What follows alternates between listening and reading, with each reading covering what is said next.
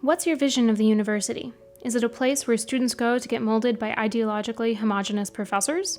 Or is it a republic of science where qualified intellectuals of all stripes can pursue their individual interests, work to challenge each other, and strive towards enlightenment that benefits everyone?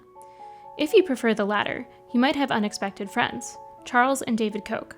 The Republic of Science is an essay that is central to the brothers' philanthropic strategy in academe. Despite this, activists flying under the banner of UnKoch my campus claim the Kochs are doing the exact opposite. Why? It would appear they want the first vision of the university, where students are indoctrinated. UnKoch my campus shares staff with the radical left-wing organization Greenpeace. How radical?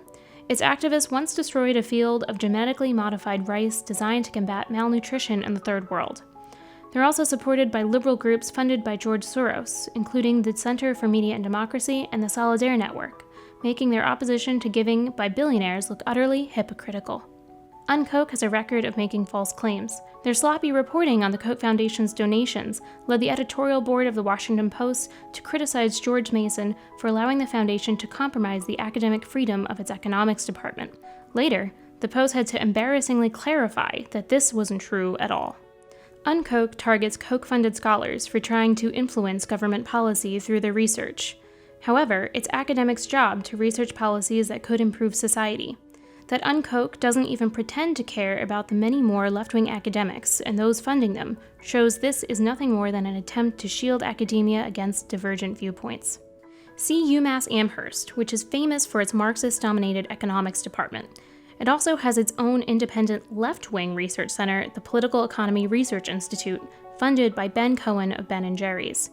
Or look at the left-wing Ford Foundation, which gives approximately 10 times as much annually as the Koch Foundation to higher education. In the 1960s, they helped fund the fields of women's and ethnic studies, fields which have been disproportionately criticized for poor methodology for the purpose of pushing a predetermined political agenda.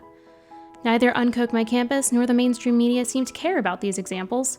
Interestingly, the Koch Foundation likely wouldn't either, as in the Republic of Science, both views deserve a fair hearing.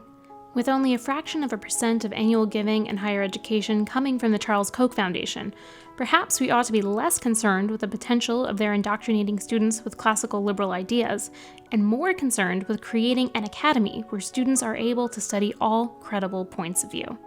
I'm Christine Ravold. To learn more, listen to episode 23 of the Influence Watch podcast. Thanks for watching.